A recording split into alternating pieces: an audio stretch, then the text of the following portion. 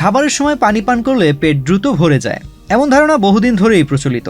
তবে সেই ধারণাকে চ্যালেঞ্জ করেছে যুক্তরাষ্ট্রের কর্নেল ইউনিভার্সিটি ও পেন স্টেট ইউনিভার্সিটির একদল গবেষক। তাদের নতুন গবেষণায় দেখা গেছে খাবারের সময় পানি পান করলে অনেক ক্ষেত্রে মানুষ উল্টো আরও বেশি খাবার খেতে পারেন। কি অবাক লাগছে শুনে? তো চলুন গবেষণা দেখাই।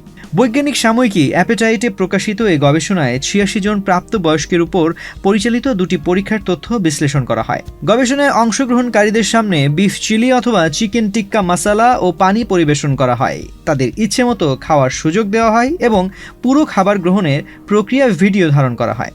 এরপর তারা কতবার পানি পান করেছেন, প্রতিবার কতটুকু পানি খেয়েছেন, কি গতিতে পানি পান করেছেন এবং খাবারের লোকমা ও পানির চুমুকের মধ্যে কতবার পালা বদল হয়েছে, এসব বিষয়ে বিশ্লেষণ করা হয়।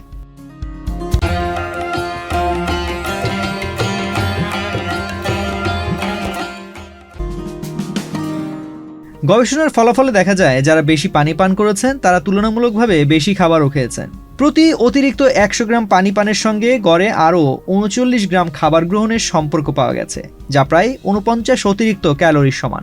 একইভাবে যারা খাবারের ফাঁকে ফাঁকে বেশিবার পানি পান করেছেন তারাও বড় পরিমাণে খাবার গ্রহণ করেছেন।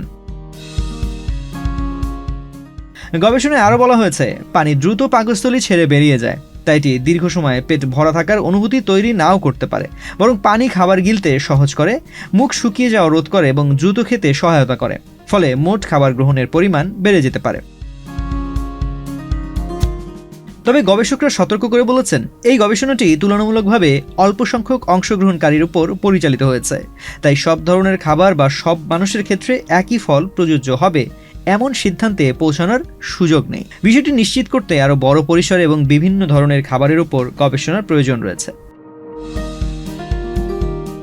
বিশেষজ্ঞদের মতে খাবারের সময় পানি পান ক্ষতিকর এমন কোনো সিদ্ধান্ত এই গবেষণা দেয়নি, বরং এই গবেষণা বলছে খাবারের সময় পানি পানের অভ্যাস ও খাবারের পরিমাণের মধ্যে একটি সম্ভাব্য সম্পর্ক রয়েছে, যা নিয়ে ভবিষ্যতে আরও বিস্তৃত গবেষণার প্রয়োজন। তো আজ এ পর্যন্তই।